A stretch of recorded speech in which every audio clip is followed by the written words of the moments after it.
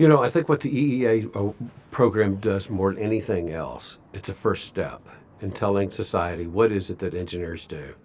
Historically, engineers have been very proud of their structural designs, their geotechnical engineer, environmental engineer. We've been very proud of all the detail stuff. We've missed that link. How does this impact my neighbor? How does this impact my family? How does this impact my community? How does this set a bar higher for the other communities to do the same thing in my state or maybe across the state?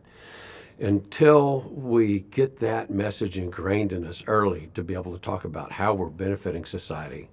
And, there are some of us that are still nerds, me included at 65, that think some of those details are really awesome.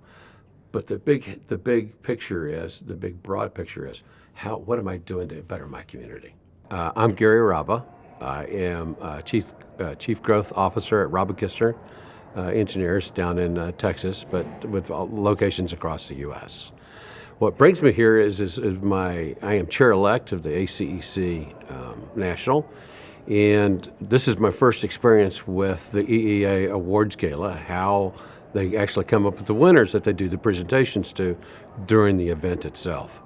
And it has just been an eye-opening experience of how organized it is, how national staff is able to go through and collect the information, and then how the committee, the EEA Gala committee, has got this thing's running just so smoothly. The projects that they're showing are really talking about what's the benefit of engineers to society, what we can do, how we can do, and what the benefit is to just our communities, making our communities more livable. As our current chair, Jay Wolverton, has the planning cabinet looking at, is what's the essentiality of engineering. You can take a look at the pedestrian bridge that, quite frankly, you had a neighborhood and a park separated by highways, and now we have a pedestrian bridge across to allow access to it. Think about what that does to the community. It's no longer bifurcated away from enjoyment and outdoor recreation for the families to taking a brownfield site that has a history of contamination and redeveloping it, cleaning it, redeveloping it, monitoring it for something purposeful for the central business district of a city.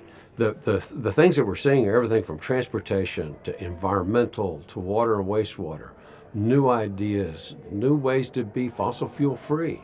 The innovation and the ingenuity is, I keep using this word phenomenal, but it is. It's really cool to see the way people are taking, I'm going to call it the law of physics, and doing something with those laws of physics for the betterment of mankind.